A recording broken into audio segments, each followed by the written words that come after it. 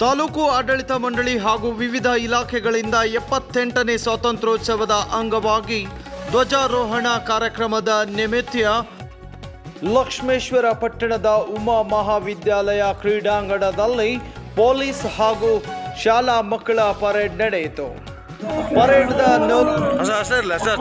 ಪರೇಡ್ನ ನೇತೃತ್ವವನ್ನು PSI ಈರಪ್ಪ ರಿತ್ತಿ ಅವರು ನಿರ್ವಹಿಸಿದ್ರು.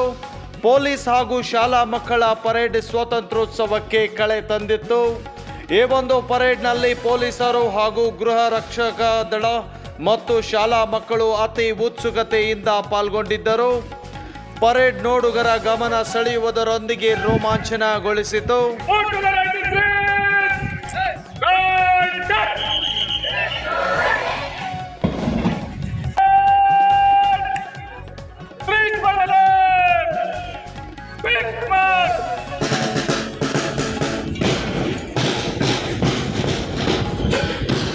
ತಾಲೂಕಾ ಆಡಳಿತ ಎಲ್ಲ 9 ತಂಡಗಳು ಈಗ ನಮ್ಮ ಪರೇಡನ್ನು ಅತ್ಯಂತ ಆಕರ್ಷಕವಾಗಿ ಪ್ರಾರಂಭ ಮಾಡ್ತಾ ಇದ್ದಾವೆ. ಒಟ್ಟು 9 ತಂಡಗಳು ಅತ್ಯಂತ ಸಂಭ್ರಮದಿಂದ ಈ ಒಂದು